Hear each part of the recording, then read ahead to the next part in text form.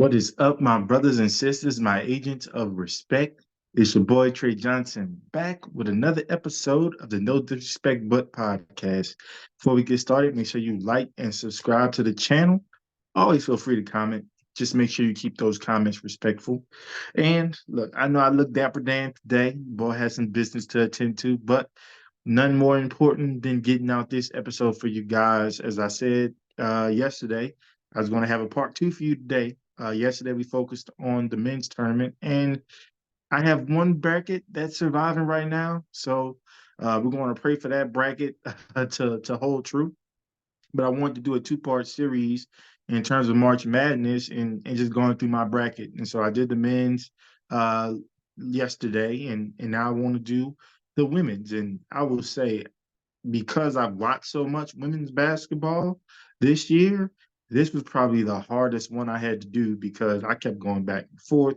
Like, am I going LSU? Am I going SC? Am I going South Carolina? Am I going USC with Juju, the freshman phenom? Uh, do I have Nebraska running the table, just kind of being a Cinderella story and upsetting everybody? Does Caitlin Clark get her due? Is Paige Buckets back on track and getting UConn back to winning farm? And so, man, I will tell you, I struggle with this. But I would say one thing I always keep in mind is, in my opinion, there aren't a whole lot of upsets in the women's tournament for the most part. We might have a few here and there, like 8, 9 seeds, maybe some 3, 6 seeds, things like that. But for the most part, some of your top teams that you saw going into the tournament are going to make it to that Elite Eight in the Final Four. And to be quite honest with you, that makes for good basketball when you have the best of the best being able to go against one another. I think in the men's tournament, we look for that Cinderella story.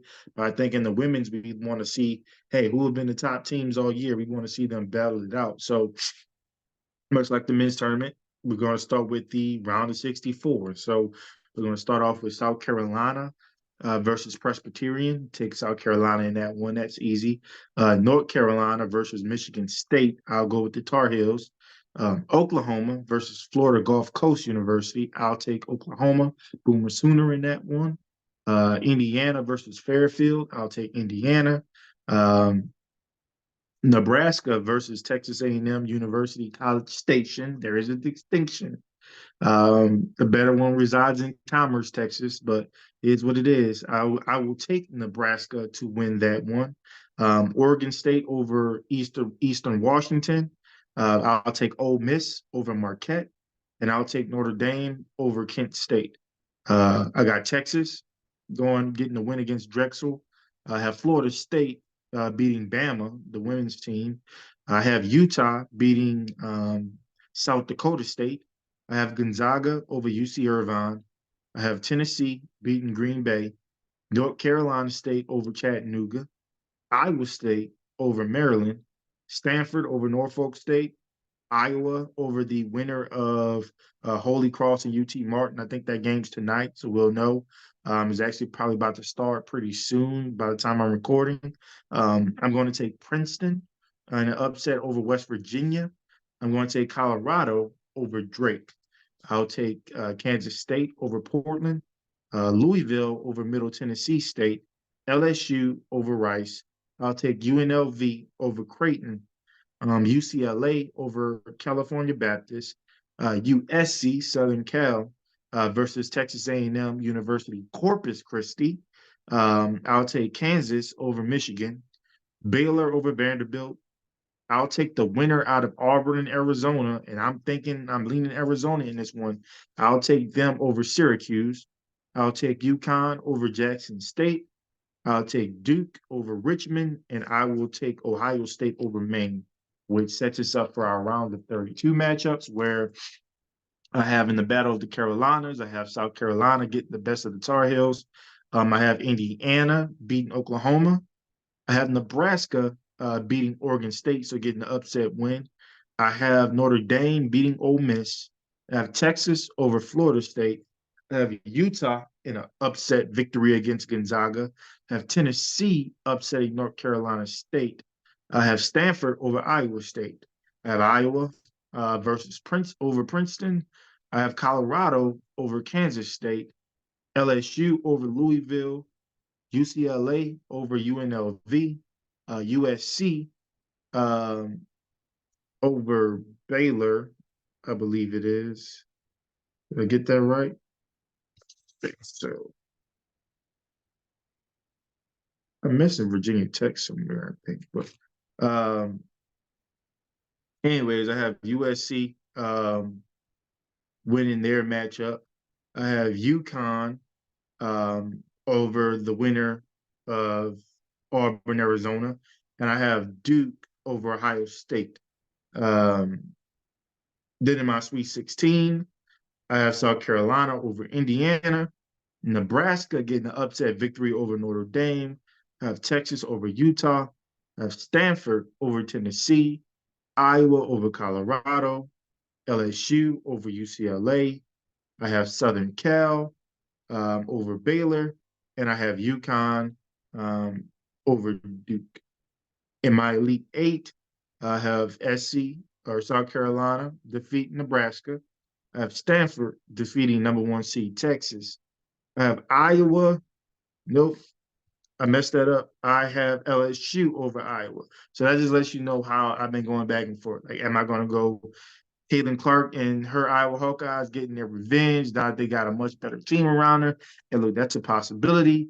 But I just think team wise, I think LSU has the better team. I think they have the better coach. And so sorry, Caitlin, you lose to the Bayou Barbie and those Bayou Bengals 2 years in a row. But I could easily see the Hawkeyes walking away with a victory. I'm just mad that we won't get a rematch in either the Final Four or the national championship based on these brackets. So kind of sucks. So I'll take LSU in that one, and then I'll take UConn over the number one seed Southern Cal Trojans. So sorry, Juju, but I think Paige Buckets, as we like to call her, I think she's ready to say, hey, UConn's about to be back in this championship conversation and gets them to a Final Four. And so in my Final Four, was kind of going back and forth with this. Initially in my first bracket, I had Stanford getting the upset over the Gamecocks over in South Carolina, but I couldn't go against my coach, Coach Don Staley. So I picked Coach Dawn Staley and her girls to get that win. They're going to the national championship game. And I was going back and forth with LSU, Iowa, LSU, UConn, LSU, UConn, Iowa. And everybody that knows me knows that, I'm a big fan of both of these programs. I grew up with UConn and Diana Taurasi and Maya Moore and all those folks. And then LSU, who can forget my girl Simone Augustus? So that was my favorite player growing up, especially as a women's player. And she was like in my top 5 players ever, regardless of gender. So I was a little bit torn. And I just had to keep thinking. I know UConn had some injuries this year. And I know there were some games where, like, I know they got mollywopped against South Carolina earlier this year. And I just don't know if they have enough, right? I don't know if they have enough inside to bang with Angel Reese. I don't think they have enough in the guard situation. Paige is going to do her thing and make it tough, but I just don't know. And I haven't watched a ton of UConn women's basketball to really know what their roster is dealing with. I just know they've had some injuries to some of their key players, and maybe if they're healthy around this time, they could get this win, right? But I just had to go with my gut and go with LSU in this one, setting up a triple, like a third time's the charm. We saw SC and LSU kick it off in the regular season, and we saw how that turned out. We saw them get to the SEC championship game. We saw how that turned out. Had a little fight broke out or whatever, but it is what it is. It's basketball. I'm not gonna lean too much into that. But SEC won both. And it always seems like people say it. It's like, LSU just loses themselves and they lose. They always like they get hit in the mouth. They're not as physical. They're not as cohesive when they play against this team. And I think, yeah, you can point to LSU not being good in these areas, but you can also be point to South Carolina being good and disrupting what LSU likes to do and getting into their mental and being able to still kind of get what they want offensively and defensively. And we know that Coach Staley is a dog, but guess what? Coach Mulkey, look, she ain't no pussycat either. She a dog in her own right. And this is going to be, you know what? I think this is what the people want to see, especially when we look at the brackets and saw that we're not getting Caitlin Clark and Angel Reese in the national championship. And I think what we saw in the two matchups with South Carolina and LSU, man, that's just old fashioned basketball.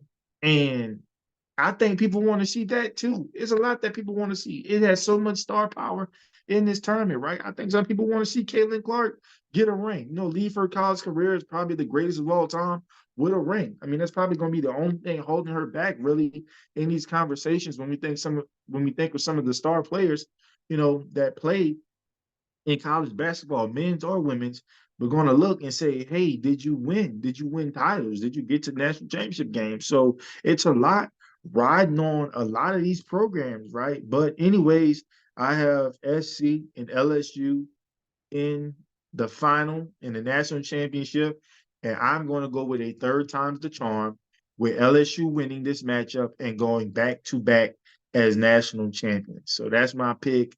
That's what I'm sticking with, at least in my bracket. I wanted to market to y'all. I will tell you, I've done about 15 women's brackets, and I'm just paying attention to whatever one's right. I mean, I've had SC winning some, I've had USC winning some, I've had LSU winning some, I've had UConn, I've had Stanford.